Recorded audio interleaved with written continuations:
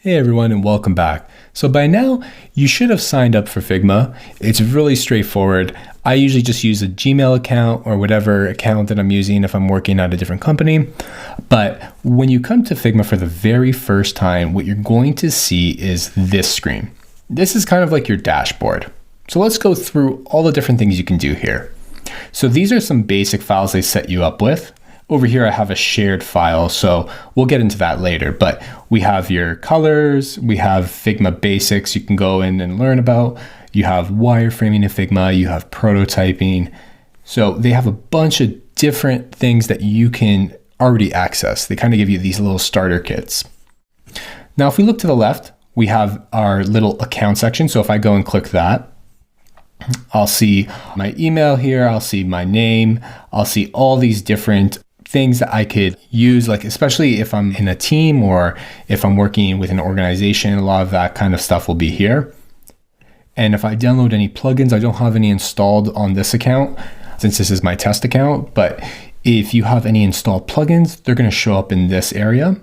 And if you're part of any team, generally any file contributions will be here. So since I have a Figma basics resource file for you all, that's going to be my shared file to myself so that I'm using. So I'll teach you how to use shared files as well. So right now I only have Daniel's team and Daniel Schifano's team. So I really don't have any teams created because, I'm not on a team right now. I'm just working solo. And I know most people will do that on their personal account. So no need to worry about that.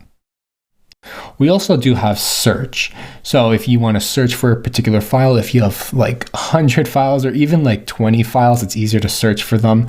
Or if you need to search for people in your organization, really easy to search for them. You can even search based off of community if you wanted to. And that's the next thing we're going to get into, which I think this is one of the most amazing features that Figma has. You can use this community little tab over here to find different plugins. You can learn about different files that they have that you can duplicate. So let's go in and see what we can find for wireframes. So I'm just going to click wireframes over here. And if you notice, you'll see all these different files and plugins. You can sort by one or the other. So if I wanted to say use this user flow kit, I would just open it up.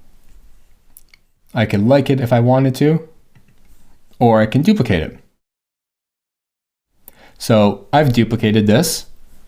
And now, as you can see, this is the file and it's open. Now this may be a bit confusing, but here, all I would need to do is, I'm just going to go back to this little button at the top here and click back to files.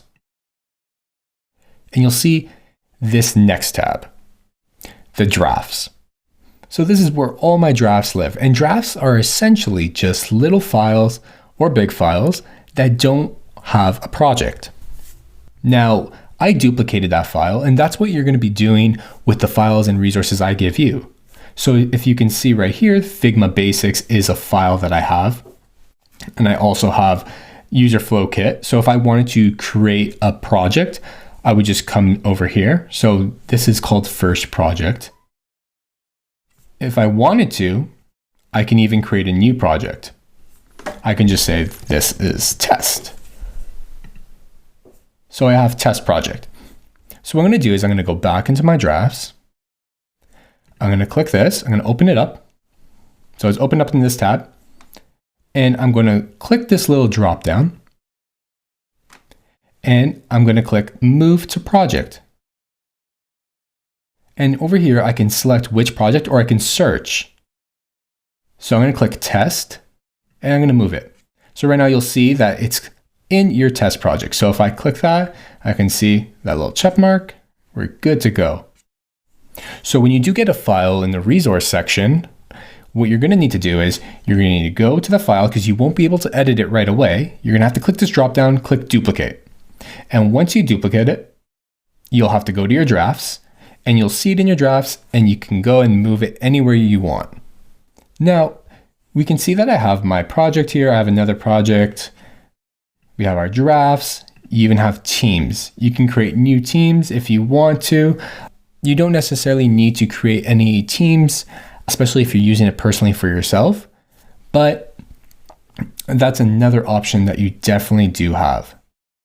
And that's it for the basics of your dashboard.